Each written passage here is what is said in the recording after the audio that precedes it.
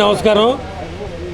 ఈరోజు 28వ డివిజను సేవా సదన్ స్కూల్లో పెద్దలు వెంకటేశ్వరరావు గారు, లాయర్ శంకర్ గారు, జనసేన, తెలుగుదేశం, బీజేపీ అందరూ కూడా ఈరోజు పవన్ కళ్యాణ్ గారి జన్మదిన సందర్భంగా రక్తదాన శిబిరం ఏర్పాటు చేయడం జరిగింది.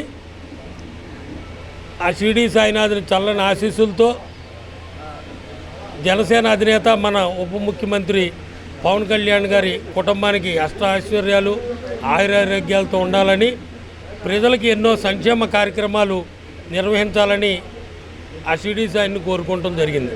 అదే రకంగా చంద్రబాబు నాయుడు గారి నాయకత్వంలో, పవన్ కళ్యాణ్ గారి నాయకత్వంలో మొక్కలు నాటే కార్యక్రమం కూడా విస్తృతంగా చేయమంటం కూడా మనందరికీ తెలుసు.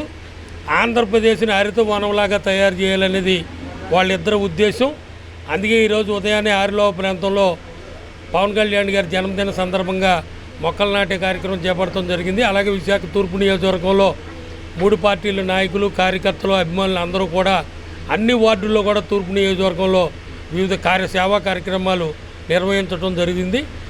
అంతేకాకుండా ఎవరికైనా సరే వరదల్లో అనేక జిల్లాల్లో వరదలకు గురయ్యి అనేక మంది ప్రజలు ఇబ్బందులు పడుతున్న కారణంగా హడావుడి హంగామాలు, కేక్ కటింగ్లు లేకుండా ఓన్లీ సేవా కార్యక్రమాలు నిర్వహించమంటం జరిగింది. దయచేసి కార్యకర్తలు అందరూ కూడా ఓన్లీ సేవా కార్యక్రమాల్లోనే పాల్గొనవలసిందిగా మీ ద్వారా తెలియజేసుకుంటున్నాను. పవన్ కళ్యాణ్ గారి జన్మదినాన్ని సందర్శించుకొని ఈ సందర్భంగా మన వెలగపూడి రామకృష్ణబాబు గారు, అలాగే ఈ గ్రామంలో రామ్నగర్ సంబంధించినటువంటి పెద్దలందరూ కూడా విచ్చేసి ఈ కార్యక్రమాన్ని దిగ్విజయంగా చేస్తున్నారు. ప్రతి ఒక్కరూ కూడా సేవా దృక్పథంతో ఈ కార్యక్రమాన్ని ఇలాగ ప్రతి సంవత్సరం కూడా మన కొనదల పవన్ కళ్యాణ్ గారి మన ఆంధ్రప్రదేశ్ డిప్యూటీ సీఎం గారికి మరిన్ని జన్మదినాలు జరుపుకోవాలని మనస్ఫూర్తిగా కోరుకుంటూ ఈ కార్యక్రమాన్ని నిర్వహిస్తున్నటువంటి నెక్కల తిరునాథ్ గారికి, రవి గారికి, అలాగే గ్రామ పెద్దలందరికీ కూడా పేరు పేరున ధన్యవాదాలు తెలియజేసుకుంటూ ఈ అవకాశం ఇచ్చిన మీకు ధన్యవాదాలు తెలియజేస్తున్నాను.